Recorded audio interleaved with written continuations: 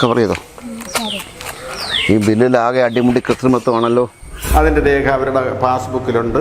അപ്പം അതിൽ ഇവർ ക്രമക്കേട് നടത്തി എന്ന് അവരെ ആരോപിച്ചാൽ അത് വസ്തുതാവിരുദ്ധമാണ്, രാഷ്ട്രീയമാണ് എന്നേ എനിക്കും പറയാനുള്ളൂ. 50 കൂട്ടം മെറ്റിലും കണ്ടന്റ് ഫ്ലെക്സ് 27,800.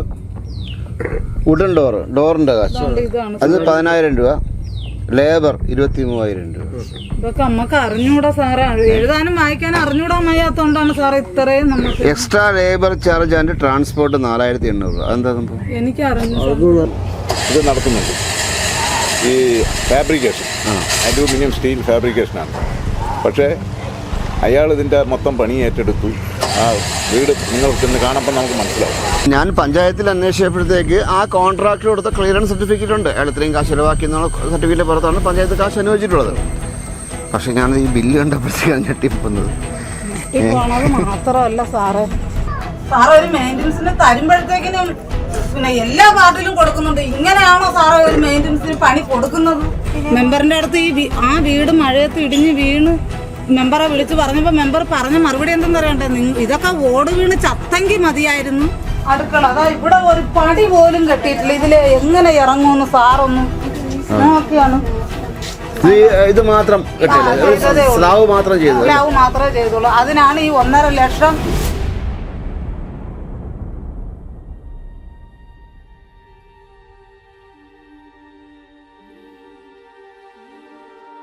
നമസ്കാരം. നമ്മളിപ്പോൾ ഇരിക്കുന്നത് കിളിമാനൂർ ഗ്രാമപഞ്ചായത്ത് ഓഫീസിലാണ്. നമ്മുടെ പ്രസിഡന്റ്, കിളിമാനൂർ ഗ്രാമപഞ്ചായത്ത് പ്രസിഡന്റ് നമ്മുടെ കൂടെ ഉണ്ട്, ദാസൻ ചേട്ടനാണ്. പിന്നെ ഇവിടെ ചില സംഭവങ്ങളൊക്കെ നടന്നു, സമരവും കാര്യങ്ങളൊക്കെ നടന്നു എന്നാണ് ഞാൻ കേട്ടത്. അതായത് ഏതോ ഒരു ഫണ്ട്, SC/ST ഫണ്ട് തിരിമറി നടത്തി എന്നൊക്കെ പ്രതിപക്ഷം ആരോപിക്കുന്നു. അവർ സമരം നടത്തി. കുറച്ച് 2 ദിവസമായിട്ട് കലുഷിതമാണ് കാര്യങ്ങളൊക്കെ. എന്തായാലും ബഹുമാനപ്പെട്ട പ്രസിഡന്റ് നമ്മോടൊപ്പം ഉണ്ട്. അദ്ദേഹത്തിൻ്റെ കാര്യം ആദ്യം കേൾക്കാം. സാറേ, ഇതേപോലെ എന്തൊക്കെയോ വിഷയങ്ങൾ ഉണ്ടെന്ന് കേട്ടു. അതെന്താണ് സാർ? ഇതിൽ പ്രാഥമികമായിട്ട് എനിക്ക് പറയാനുള്ളതെന്ന് പറയുമ്പോഴത്തേക്ക് ഇതിൽ സത്യമുള്ള ഒരു കാര്യം അല്ല. എന്താണ് പ്രതിപക്ഷത്തിൻ്റെ ആരോപണം? എന്താണ് ആരോപണം എന്ന് പറയുന്നത്? പട്ടികജാതി ഫണ്ട് പിന്നെ വൈസ് പ്രസിഡൻറ്റിൻ്റെയും മറ്റൊരു ഒരു പണി ചെയ്ത ഒരാളിൻ്റെയും കൂടെ ഭാഗത്തു നിന്ന് എന്തോ വെട്ടിപ്പോ അങ്ങനെ എന്തോ ഉണ്ടായി എന്നാണ് അവർ പറയുന്നത്. പക്ഷെ അത് വസ്തുതാപരമല്ല എന്നുള്ളതാണ് ഞങ്ങളുടെ അന്വേഷണത്തിൽ കണ്ടത്. കാരണം ഞങ്ങളിത് അറിഞ്ഞപ്പോൾ തന്നെ ഞങ്ങൾ അന്വേഷിച്ചു. വിശേഷം ഞാൻ അന്വേഷിച്ചപ്പോഴത്തേക്ക് ഇത് 2 വീട്ടിന് കൊടുത്ത പണം 1.5 ലക്ഷം രൂപ വെച്ച് 2 വീടിന് മെയിൻ്റനൻസ് പൈസയാണ് കൊടുത്തത്.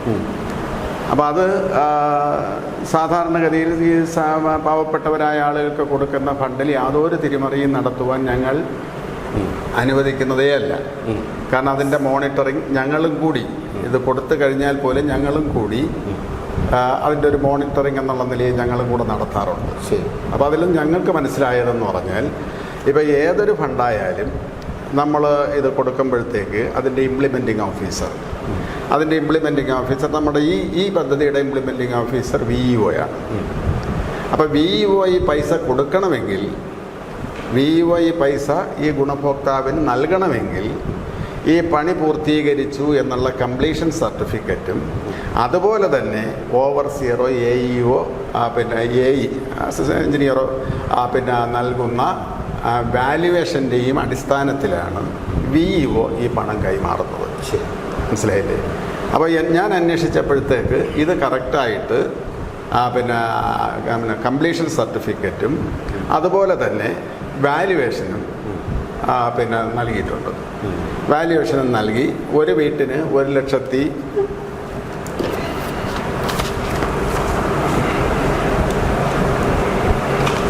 ഇതിൽ പറയപ്പെടുന്ന ചന്ദ്രൻ എന്ന് പറയുന്ന കക്ഷിയുടെ വീട്ടിൻ്റെ വാല്യുവേഷൻ എന്ന് പറയുന്നത് 1,56,000 രൂപയുടെ പണി അതിൽ ചെയ്തിട്ടുണ്ട് എന്നാണ്.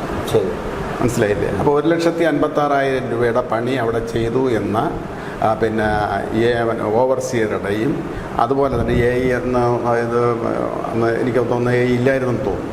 എന്തായാലും ഓവർസിയറുടെ പിന്നെ കംപ്ലീഷൻ സർട്ടിഫിക്കറ്റിൻ്റെയും വാല്യുവേഷൻ സർട്ടിഫിക്കറ്റിൻ്റെ അടിസ്ഥാനത്തിൽ ആണ് 1.5 ലക്ഷം രൂപ മുഴുവനായി എന്ന് പറഞ്ഞാൽ ആദ്യം 75,000 രൂപ. അപ്പോൾ ആദ്യം 75,000 രൂപയുടെ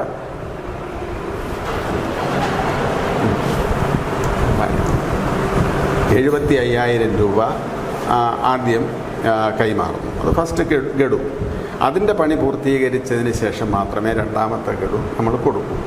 ആ രണ്ടാമത്തെ ഗഡു കൊടുത്ത് അതിൻ്റെ പണി പൂർത്തീകരിച്ചതിന് ശേഷമാണ് ഈ വാല്യുവേഷൻ സർട്ടിഫിക്കറ്റ് നൽകുന്നത്. അതിൻ്റെ അടിസ്ഥാനത്തിലാണ് രണ്ടാമത്തെ ഗഡു കൈമാറുന്നത്.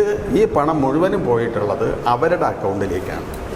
അതായത് ഈ പ്രതിപക്ഷത്തിന്റെ ആരോപണം ഇത് ഒരു കൈക്കലാക്കിയെന്നാണോ ഉദ്യോഗസ്ഥർ? അല്ലാതെ അങ്ങനെ ആരോപണം എന്ന് പറയുമ്പോഴത്തേക്ക് നമുക്ക് ഏത് രീതിയിൽ വേണമെങ്കിലും ആരോപിക്കാമല്ലോ. പക്ഷേ ഇത് യഥാർത്ഥത്തിൽ ഗുണഭോക്താവ് 1.5 ലക്ഷം രൂപയും 2 തവണയായിട്ട് ബാങ്കിൽ നിന്ന് കൈപ്പറ്റിയിട്ടുണ്ട്. അതിൻ്റെ രേഖ അവരുടെ പാസ്ബുക്കിലുണ്ട്.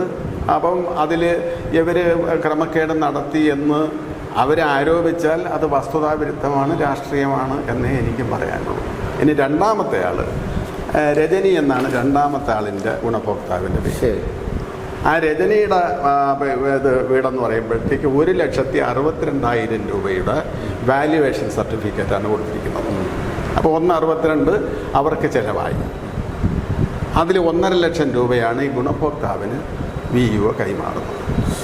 അപ്പോൾ ഇത് രണ്ടും എങ്ങനെയാണ് സംഭവിച്ചിട്ടുള്ളത്? പിന്നെ ഈ പുറത്ത് ഇത് കേൾക്കുന്നത് എന്ന് പറയുന്നത് യഥാർത്ഥത്തിൽ വൈസ് പ്രസിഡന്റിനെയും ഒപ്പം തന്നെ ഇത് ചെയ്തു എന്ന് പറയുന്ന ആ ചെറുപ്പക്കാരനെയൊക്കെ തേജോവധം ചെയ്യുന്നതിന് വേണ്ടി എന്നുള്ളതല്ലാതെ മറ്റൊന്നും പറയാൻ ഇതിൽ യഥാർത്ഥത്തിൽ ഞങ്ങൾക്കില്ല. അല്ല, ഇപ്പം ഈ കാശ് വെട്ടിച്ചെന്ന് പറയുന്ന ആരാണ് ആരോപിക്കുന്നത്? ഇവരെ വെട്ടിച്ചെന്ന് പറയുന്നത് ഇവർക്ക് വേണ്ടുന്ന രീതിയിൽ പണി ചെയ്ത് വെട്ടിച്ചു എന്നല്ല, പണി ചെയ്ത് കൊടുത്തില്ല.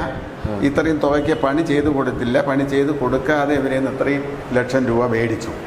കോൺട്രാക്ടർ എന്ന് പറഞ്ഞാൽ 1.5 ലക്ഷം രൂപയാണല്ലോ.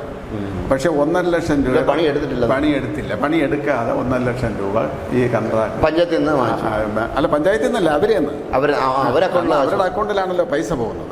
ഈ കംപ്ലീഷൻ സർട്ടിഫിക്കറ്റിന്റെ വാല്യുവേഷന്റെ അടിസ്ഥാനത്തിൽ അവരുടെ പരാതിപ്പെട്ടത് ആ വീട്ടുകാരാണോ? വീട്ടുകാർ. അപ്പോൾ അതിൽ വേറെ എന്തെങ്കിലുമൊക്കെ കാണാൻ കമ്മ്യൂണിസ്റ്റ് ഫാമിലി അങ്ങനെ ആയിരിക്കാം. അല്ലെങ്കിൽ ആരെങ്കിലും അവരെ തെറ്റിദ്ധരിപ്പിക്കുക എന്തെങ്കിലും ചെയ്തിരിക്കാം. മനസ്സിലായില്ലേ? ഇല്ലെങ്കിൽ ഇനി അവർ ഈ പണി ചെയ്ത ആളിൻ്റെ എന്തെങ്കിലും ആഗ്രഹിച്ചിട്ടുണ്ടാവാം, അത് കിട്ടാത്തതുകൊണ്ടും ആവാം. അല്ലാതെ ഇതിൽ വലിയ കഴമ്പുള്ളതായിട്ട് മാത്രമല്ല. ഇപ്പോൾ വൈസ് പ്രസിഡന്റ് എന്ന് പറയുമ്പോഴത്തേക്ക് എനിക്ക് വ്യക്തിപരമായിട്ടും അറിയാവുന്ന ആണ്. 2000 ഇവിടുത്തെ പഞ്ചായത്ത് പ്രസിഡന്റായിരുന്നു. ആരുടെ പേരെന്താണ്? ഗിരിജ. 2000 അദ്ദേഹം വിട്ടിട്ടുണ്ടെന്നാണ് പറയുന്നത്. അദ്ദേഹം കൂടി ഈ കോൺട്രാക്ടർക്ക് കാശ് മേടിച്ചു എന്നാണ് പറയാം. അപ്പം അവരെന്ന് പറഞ്ഞാൽ 2000 ഇവിടുത്തെ പ്രസിഡന്റാണ് ഈ പഞ്ചായത്തിലെ. അല്ല, ഈ വൈസ് പ്രസിഡന്റ് കാശ് വാങ്ങിച്ചെന്ന് ഈ വീട്ടുകാർക്ക് തന്നെ അറിയാം. ഇവർ കാശ് കൊടുക്കുന്ന കോൺട്രാക്ടർക്കാണ്. വൈസ് പ്രസിഡന്റ് പറഞ്ഞിട്ടാണ് ഇദ്ദേഹത്തെ പണി ഏൽപ്പിച്ചതെന്നാണ് ഇവർ പറയണത്. അങ്ങനെയുണ്ടോ? അങ്ങനെ എന്തെങ്കിലും? അങ്ങനെയൊന്നുമില്ല. കാരണം ഈ പണി ഇങ്ങനെയുള്ള വീടുകളിലെ പണി ശരിക്കും പറഞ്ഞാൽ നമ്മൾ ലേലം ചെയ്ത് കൊടുക്കുകയാണ് ചെയ്തത്, ടെൻഡർ വിളിക്കുകയാണ്? അല്ലല്ല, അവർ പിന്നെ നമുക്ക് വേറെ വീട്ടുകാരെ വിളിക്കുമോ? വീട്ടുകാർക്ക് പണിയാം. വീട്ടുകാർക്ക് ഇപ്പം ഞാനൊരു ഗുണഭോക്താവ്, എനിക്ക് പഞ്ചായത്തിൽ നിന്നൊരു വീട് കിട്ടി, എനിക്ക് ആരെ വിളിച്ച് വേണമെങ്കിലും പണിയിക്കാം. അങ്ങനെ പഞ്ചായത്ത് അല്ലാതെ വേറെ ഒന്നുമില്ല. പിന്നെ ഇതിൽ ചെയ്യുന്നതെന്ന് പറഞ്ഞാൽ ഇങ്ങനെ ഇവർക്ക് ഈ കോൺട്രാക്ടറുടെ ഏൽപ്പിച്ചു കൊടുത്ത ആരാണ്? അത് പിന്നെ ഈ നമ്മുടെ ഇവിടമായിട്ട് സഹകരിക്കുന്ന ഈ ഇങ്ങനെയുള്ള പണികളൊക്കെ ചെയ്യുന്ന വലിയ പണികൾ ചെയ്യുന്ന ഒരു കക്ഷിക്കാരനാണ്. അദ്ദേഹമാണ് ഇവരുമായിട്ട് ഇങ്ങനെ ബന്ധപ്പെട്ട്. അപ്പോൾ അതിന് പഞ്ചായത്ത് വൈസ് പ്രസിഡന്റ് അവിടുത്തെ വാർഡ് മെമ്പർ എന്നുള്ള നിലയിൽ അവിടുത്തെ വാർഡ് മെമ്പറാണ്. അപ്പോൾ ഇവരുടെ ഈ ഒരു വിഷമോ അല്ലെങ്കിൽ അവരുടെ അറിവില്ലായ്മയൊക്കെ കണക്കാക്കി പിന്നെ കരാറുകാരനെ ഈ വൈസ് പ്രസിഡന്റും കൂടെ പരിചയപ്പെടുത്തി കൊടുത്തിട്ടുണ്ട്. അതാണ് അവരുടെ വിഷയം. മനസ്സിലായില്ലേ? അത്രയേ ഉള്ളൂ കാര്യം. അതാണ് ഇതിൽ സംഭവം. അല്ലാതെ ഇപ്പോൾ ഇതിൽ ഈ പറയപ്പെടുന്ന രീതിയിലുള്ള, അതുകൊണ്ടാണ് ഞാൻ ഇതറിഞ്ഞപ്പോൾ തന്നെ പിന്നെ ഓവർസിയർ എഴുതി കൊടുത്ത വാല്യുവേഷൻ ഞാൻ വാങ്ങി. നമുക്ക് വീട്ടുകാരൊന്ന് കാണാൻ പറ്റും? തീർച്ചയായിട്ടും. അവിടെ നമ്പറുണ്ടോ? എല്ലാവരും നമ്പറില്ല. എവിടെയാണ് വീട്? അത് വീടെന്ന് പറയുന്നത് നമ്മുടെ ഈന്തന്നൂർ കോളനി, പനപ്പാങ്ങ്. CPM-ന്റെ ലോക്കൽ സെക്രട്ടറി ആയിരുന്ന പ്രകാശ് ചേട്ടനാണ് ഇപ്പം നമ്മുടെ കൂടെ ഉള്ളത്. അദ്ദേഹം ഈ വിഷയത്തെക്കുറിച്ച് പ്രതികരിക്കുന്നു.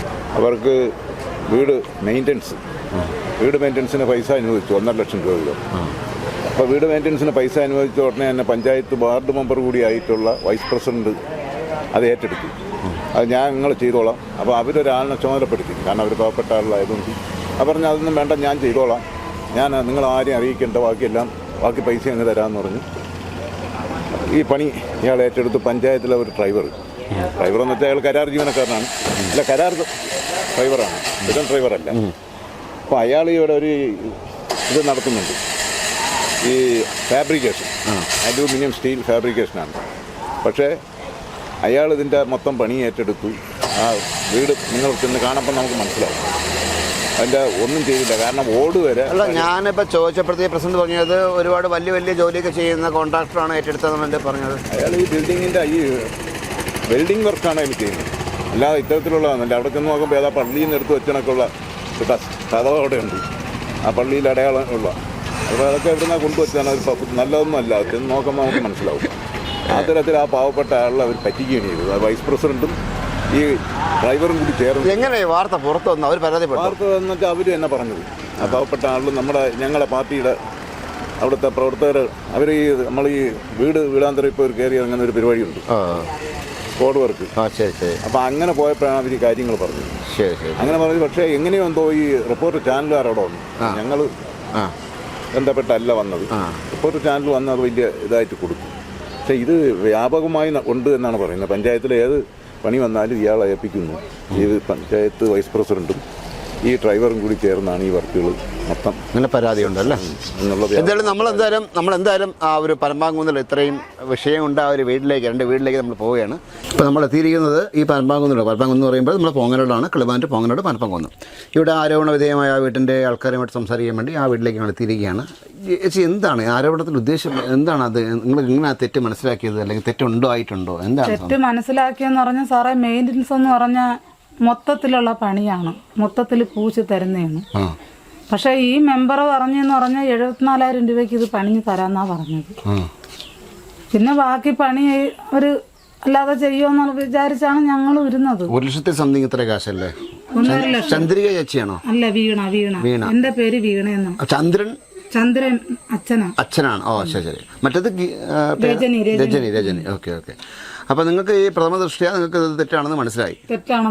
അത് ആരെങ്കിലും നിങ്ങളൊന്ന് പറഞ്ഞു? ഇല്ല, അങ്ങനെ ഒരിക്കലും ചെയ്തിട്ടില്ല. എന്ന് വെച്ചാൽ ഞാൻ ആരടുത്തും പോയി പറഞ്ഞത് പഞ്ചായത്തിൽ മാത്രമേ ഞാൻ പോയിട്ടുള്ളൂ, അല്ലാതെ വേറെ ആരെ മുമ്പിലും ഞാൻ പോയിട്ടില്ല. അപ്പൊ ഈ കാണുന്നതൊക്കെ നിങ്ങൾ കിട്ടിയാണല്ലേ? ഈ ഫ്രണ്ടിൽ കാണുന്നതൊക്കെ? അല്ല, സാറൊക്കെ വന്ന് നോക്കിയപ്പോ തന്നെ സാറിനൊക്കെ മനസ്സിലായല്ലോ ഈ വീട്ടിന്റെ അവസ്ഥ എങ്ങനെയാണെന്ന്. സാധനങ്ങൾ വാങ്ങിയ ലിസ്റ്റ് എടുത്ത് വെക്കാം, ഞാനത് കവർ ചെയ്യാം കേട്ടോ. കാണിക്കാം സാറേ. അതെ, ലിസ്റ്റ് ഉണ്ടോ? എല്ലാം ഉണ്ട് സാറേ. ചേച്ചി ഭിന്നശേഷിക്കാരിയാണോ? അത് ഇങ്ങനെ ആയതാണ് സാറേ. ഇതിപ്പോ കാണിച്ചേക്കുന്ന കണക്കെന്ന് പറഞ്ഞാല് പ്രൈമർ 53,000 ഉണ്ട്, ലേബർ ചാർജ് 23,800. എത്ര ദിവസം പണി ചെയ്തവര്? 3 ദിവസം. എത്ര ഉണ്ടായിരുന്നു? പല രീതിക്കാണ് വരുന്നത്. ചില ദിവസങ്ങളിൽ 4 പേര് കാണും, ചില ദിവസങ്ങളിൽ 3 പേര്. 23,800 രൂപ ലേബർ ചാർജ് ഇട്ടിട്ടുണ്ട്. പിന്നെ കണ്ടന്റ് കട്ട ഒന്നും വാങ്ങിയിട്ടില്ല. 50 കൂട്ടം മെറ്റിലും കണ്ടന്റ് ബ്രിക്സ് 27,800. വുഡൻ ഡോറിന്റെ കാശ് അത് 10,000 രൂപ. ലേബർ 23,000 രൂപ. ഇതൊക്കെ നമുക്ക് അറിഞ്ഞൂടാ സാറേ, എഴുതാനും വായിക്കാനും അറിഞ്ഞൂടാൻ വയ്യാത്തോണ്ടാണ് സാറേ ഇത്രയും. നമുക്ക് extra labour charge and transport 4,800. അതെന്താ സംഭവം? എനിക്ക് അറിഞ്ഞൂടാ. നമുക്ക് അറിഞ്ഞൂടാ. അവര് ഇത് 1,42,960 രൂപ. ഈ ലേബർ ചാർജ് എനിക്ക് സംശയമുണ്ട്. പിന്നെ എനിക്ക് പ്രൈമർ ഇത്രയും കാശിനൊക്കെ 53,000 രൂപയ്ക്ക് പ്രൈമർ വാങ്ങിക്കും. 53,500 രൂപയ്ക്ക് പ്രൈമർ വാങ്ങിച്ചേക്കുന്നു. 27,800 രൂപയ്ക്ക് കവർ ചെയ്തോ? ഈ ബില്ലിലാകെ അടിമുടി കൃത്രിമത്വമാണല്ലോ. നമുക്ക് എഴുതാനും വായിക്കാനും അറിഞ്ഞൂടാ ഒന്നാമത്തെ കാര്യം. പിന്നെ അവർക്ക് തന്നെ അറിയാം നമ്മൾ ഇങ്ങനെയൊന്നും പറയത്തില്ല, എടുക്കത്തില്ല എന്ന് അവർക്ക് തന്നെ അറിയാം. ആ ഒരു ബലത്തിന്റെ പുറത്തായിരിക്കും ഇത്രത്തോളം നമ്മളെ പറ്റിച്ചത്. ശരി, ഈ ബില്ലെല്ലാം ഇരിക്കട്ടെ, എത്തിച്ചേരാം കേട്ടോ. ചേച്ചിയുടെ ബന്ധുവാണോ ഇത്? എന്റെ കുഞ്ഞമ്മയാണ്. തരാൻ പറ്റത്തില്ല, ഞങ്ങൾ നേരിട്ട് കൊണ്ടു കൊടുക്കാന്നാണ് പറഞ്ഞത് പഞ്ചായത്തിൽ പോയപ്പോഴത്തേക്കും. ഈ ബില്ല് അടിമുടി ദുരൂഹത നിറഞ്ഞ ബില്ലാണ്. ഞാൻ നോക്കിയപ്പോഴത്തേക്ക് ചേച്ചിക്ക് എന്താ പറ്റിയ? ഇതുപോലെ തന്നെ അവര് പറഞ്ഞ പണി ചെയ്തില്ലേ?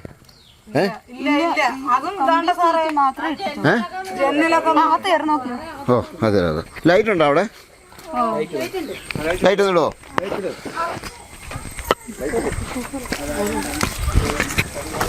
ഞാൻ പെട്ടെന്ന് വീടത്തില്ല. ശരി. ചേച്ചിക്ക് 2 മക്കളാണോ? മോളല്ലേ? നമ്മൾ പിടിക്കുകയാണല്ലോ. ചേച്ചിയുടെ എല്ലാ കുറവും അവള് നിർത്തും കേട്ടോ. ഇവിടെ എന്താ ചേച്ചി വിഷയം ഒന്നും? ഇവിടെ എന്താണ്ട സാറേ, ഇതേ കണക്ക് റൂഫ് ചെയ്ത് ഈ തറയും ഒന്ന് ഇട്ട് തന്ന് പിന്നെ ഈ കഥകും മാത്രമേ ഉള്ളൂ. കക്കൂസ് ഈ കക്കൂസ് അയൽ തൊഴിലുറപ്പിന്റെ ഇതിലാറ്റുകൾ കിട്ടിയതാണ്. അതിന്റെ പൈസ ഇവിടെ ഇത് തന്നെ ചെയ്തത്. ഇവിടെ നിങ്ങൾ എത്ര കാശ് വാങ്ങിച്ചിട്ട് പോയി? ഇവിടെന്ന് ഈ പൈസ തന്നെ 1,42,000 രൂപ തന്നെ. ഇവിടെന്നും ആ പൈസ തന്നെ. അതാണ്ട സാറേ ഇങ്ങനെ നടക്കുന്ന അതിനൊക്കെ ഈ മെമ്പറിന് എങ്ങനെ തോന്നി എന്ന് വെച്ചാ ഇവരറിയാതെ അപേക്ഷ തന്നെ കൊടുത്തത് മെമ്പർ. ഒരാൾ അടച്ചേഷില്ല, ഇത് മെമ്പറാണോ കോൺട്രാക്ടറാണോ ആരോട്? ഈ മെമ്പറും കോൺട്രാക്ടർ അല്ലെങ്കിൽ ഈ മെമ്പർ ഒന്ന് വന്ന് നോക്കണമായിരുന്നു. എന്തുകൊണ്ട് ഈ മെമ്പർ ഇവിടെ വന്ന് നോക്കിയില്ല? സാറേ എന്തുകൊണ്ട് ഈ ഒരു മെമ്പറായിട്ട് ഇരിക്കാൻ നേരത്ത് അവരെന്ത് ചെയ്യണം? നമ്മളെ പോലെയുള്ള പാവങ്ങൾ ചെന്ന് പറയുമ്പോഴത്തേക്കിന് അവർ ഇത് ചെയ്തത് ശരിയാണോ തെറ്റാണോ എന്ന് ഇവരെന്തുകൊണ്ട് ഈ മെമ്പർ ഇതുവരെയ്ക്കും വന്നിട്ടില്ല സാറേ ഇവിടെ? ഈ വികലാംഗരെ പറ്റിച്ച് ഈ മെമ്പർ എപ്പോഴും തിന്നാൻ കൊള്ളാമോ? ഇവരറിയാതെയാണ് മെയിൻ്റനൻസിന് ഈ മെമ്പർ അപേക്ഷ കൊടുക്കുന്നത് തന്നെ. അത് നമുക്കൊരു രേഖ ഇല്ലെന്നാ പറഞ്ഞത്. പിന്നെ ഈ മെയിൻ്റനൻസിന് കൊടുക്കാൻ ഇവരെ കയ്യിൽ എവിടെ നിന്ന് ഈ രേഖ കിട്ടിയെന്നാണ് ഞങ്ങൾ ചോദിച്ചത്. ശരി ശരി ശരി. ഏതായാലും വളരെ ദയനീയമായ ചിത്രങ്ങളാണ് നമ്മൾ കാണുന്നത്. കാരണം അതായത് അവിടെയും ഭിന്നശേഷിക്കാരായ ആളുണ്ട്, ഇവിടെ അടുക്കള അതാ ഇവിടെ ഒരു പടി പോലും കെട്ടിയിട്ടില്ല. ഇതില് എങ്ങനെ ഇറങ്ങുമെന്ന് സാറൊന്ന് നോക്കിയാണ്. ഇത് മാത്രം സ്ലാവ് മാത്രമേ ചെയ്തുള്ളൂ. അതിനാണ് ഈ 1.5 ലക്ഷത്തിന്റെ പണി മൊത്തത്തിൽ ചെയ്തു തന്നെന്ന് പറയണം. റൂഫും ചെയ്ത് ഈ തറയും ഒന്ന് സിമെന്റ് ഇട്ട് എന്താ ഇതും പിന്നെ ആ കേറി വരാൻ ഒരു കമ്പി അതും ഇട്ട് തന്നിട്ടുണ്ട്. അത്രയും ചെയ്തോളൂ ജോലി. കണ്ണും കണ്ടൂടാ, ഒരു കാഴ്ചയില്ലല്ലേ? പിന്നെ ഈ താഴെ കാണുന്ന വീടുകളൊക്കെ ചെന്ന് കണ്ട ഇതിന്നും അവസ്ഥയാണ്. അവരാണോ പണിതത്? അവർ പണിഞ്ഞതല്ല, ടാർപ്പ കെട്ടി. ആ വീടൊക്കെ സാറൊന്ന് പോയി നോക്ക്. സാറ് വന്ന് നോക്കിയിട്ട് സാറ് വന്ന് നോക്ക് സാർ. അതാ ഈ വീടും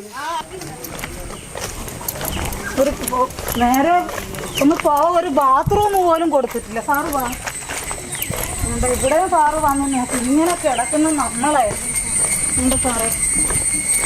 വീടാ? ഇത് അനിയത്തിയുടെ വീടാണ്. ഇതാണ്ട് നോക്ക്. ഇതിനൊന്നും അവര് ഒരു വീട് ചോദിച്ചാർക്കാ പോലും ലൈറ്റ് ഇടാൻ പറ്റൂ? ലൈറ്റുണ്ടോ? കണ്ടില്ലേ? ഇതിന്റെ സംഭവത്തിന് ആവശ്യമുള്ള ലൈവിന് സംഭവങ്ങളുണ്ട്. എന്താ കൊടുക്കാത്ത? അതാണ് ഈ വ്യക്തിപരമായിട്ടും അല്ലാതെയൊക്കെയുള്ള സംഭവങ്ങളാണ് സാറേ ഇതിൽ കാണിക്കുന്നത്. രാഷ്ട്രീയപരമായിട്ടുള്ള ചില സംഭവങ്ങളാണ് ഞാൻ ചോദിക്കുന്നത്. ഈ വീട്ടിൽ എങ്ങനെ വിശ്വസിച്ച് എങ്ങനെ കിടന്നുറങ്ങി ഒഴിഞ്ഞിരിക്കുകയല്ലേ? നമ്മള് പഞ്ചായത്തിലൊരു വീട്ടിന് അപേക്ഷ കൊടുക്കാൻ പോയി കഴിഞ്ഞാൽ പറയണെന്തെന്നറിയണ്ടേ? നമുക്ക് ഒന്നിനും യോഗ്യതയില്ല. പക്ഷെ ഈ യോഗ്യത ഇല്ലാത്ത ഇങ്ങനെ ഒരു വീട് തരാൻ പറ്റാത്ത ആ മെമ്പർ എന്തുകൊണ്ട് ഈ മെയിൻ്റനൻസിന് എങ്ങനെ ഈ മെമ്പറിന് രേഖകൾ കിട്ടിയെന്നാണ്? ഞാൻ പഞ്ചായത്തിൽ അന്വേഷിച്ചപ്പോഴത്തേക്ക് ആ കോൺട്രാക്ടർ കൊടുത്ത ക്ലിയറൻസ് സർട്ടിഫിക്കറ്റ് ഉണ്ട്. അയാൾ ഇത്രയും കാശ് ചെലവാക്കിയെന്നുള്ള സർട്ടിഫിക്കറ്റ് പുറത്താണ് പഞ്ചായത്ത് കാശ് അനുവദിച്ചിട്ടുള്ളത്. പക്ഷെ ഞാൻ ഈ ബില്ല് കണ്ടപ്പോഴത്തേക്കാണ് ഞെട്ടിപ്പോകുന്നത്. മാത്രമല്ല സാറേ, അതുകൊണ്ട് ആ വീടും അതേപോലെ അവസ്ഥയാണ്. അതും ഇതേ കണക്ക് തന്നെ. അതും പട്ടിയലും ഉത്തരവും മൊത്തവും പോയി. അതും മഴ പെയ്ത് കഴിഞ്ഞ് എപ്പോഴാണ് അതും തലയിൽ കൂടെ വീഴുന്നതെന്ന് അറിയത്തില്ല. മെമ്പറിന്റെ അടുത്ത് ആ വീട് മഴയത്ത് ഇടിഞ്ഞ് വീണ് മെമ്പറെ വിളിച്ച് പറഞ്ഞപ്പോ മെമ്പർ പറഞ്ഞ മറുപടി എന്തെന്ന് അറിയണ്ടേ? ഇതൊക്കെ ഓട് വീണ് ചത്തെങ്കിൽ മതിയായിരുന്നു, ഈ സഹായങ്ങളൊന്നും ചെയ്യണ്ടായിരുന്നു, എങ്കിൽ ഞാൻ നാണം കെടൂലെന്ന്. സാറേ അവർ മാന്യമായിട്ട് വന്ന് കണ്ടായിരുന്നെങ്കിൽ അവർ ഇങ്ങനെ ആവൂലായിരുന്നു.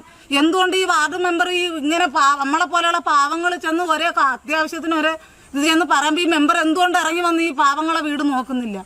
ഈ മെമ്പർ വിജയിച്ചിട്ട് ഈ കോളനിയിലെന്ന് പറഞ്ഞാൽ ഈ 3 കോളനിയിൽ ഒരു സഹായങ്ങളും തന്നിട്ടുമില്ല, ഒരു വീട് പോലും തന്നിട്ടില്ല. പക്ഷെ ബിന്ദു മെമ്പറും ജഗദീഷ മെമ്പറും ഇരുന്ന സമയത്തിനൊക്കെ കിട്ടിയ വീടുകളൊക്കെയാണ് ഇത്. അല്ലാതെ ഈ ഗിരിജ ഇരുന്നവർക്ക് ഒരു സഹായവും ഞങ്ങൾക്ക് ചെയ്തു തന്നിട്ടില്ല. 5 വർഷക്കാലമായിട്ട് ഇതുവരെയായിട്ടും തന്നെ ഈ 2-3 കോളനിക്കകത്ത് ഇവിടെ ഇപ്പം നമ്മൾ പറഞ്ഞു വരാൻ ഈ 3 കോളനിയാണ്. വീന്തന്നൂർ, വാഴവേലിക്കുണം, തെന്നൂർ, 3 കോളനി ഉൾപ്പെട്ടതാണ് നമ്മുടെ ഈ വാർഡ്. പിന്നെ അപ്പുറത്തോട്ട് വേറെ ഉണ്ട്. കോളനിയെ ബേസ് ചെയ്ത് ഈ 3 എണ്ണമാണ് കിടക്കുന്നത്. അപ്പോൾ ഈ 3 വാർഡിനകത്തും ഏറ്റവും കൂടുതൽ ഈ പട്ടികജാതി വേട്ടർ സമുദായമാണ് ഉള്ളത്. ഇതിൽ കുറച്ച് മാത്രം ആൾക്കാരാണ് ഇതിൻ്റെ ഇടയിൽ 1-2 പേരൊക്കെ ഉള്ളത്. അപ്പോൾ ഇവരെയൊക്കെ അടുത്ത് ഇലക്ഷൻ സമയത്ത് വന്ന് ഭയങ്കര വാഗ്ദാനങ്ങളും കാര്യങ്ങളൊക്കെ കൊടുത്തിട്ടാണ് പോകുന്നത്.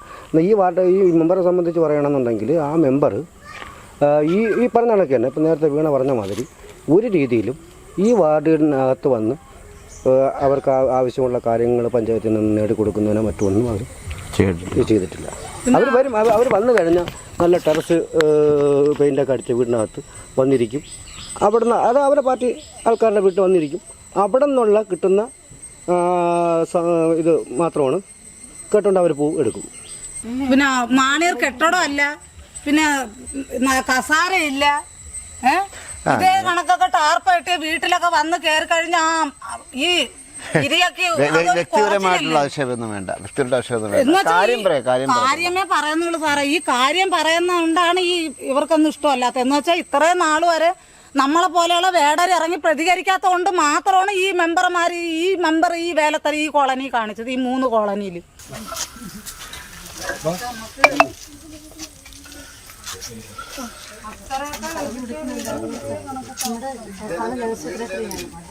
ഇതാണ് സുധീർജി, ഇതാണ് വീട്ടിന്റെ ഗൃഹനാഥ്.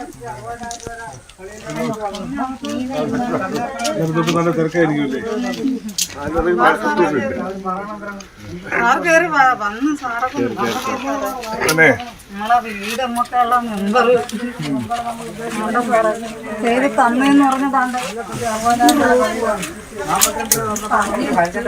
2 വർഷം ഞാൻ എത്ര ദിവസം ഞാൻ കയറി ഇറങ്ങിയെന്ന് പറഞ്ഞാൽ അപ്പൊ അവർ അത്രയും പറയണെന്തിനാണ്? ഫണ്ട് വന്നില്ല.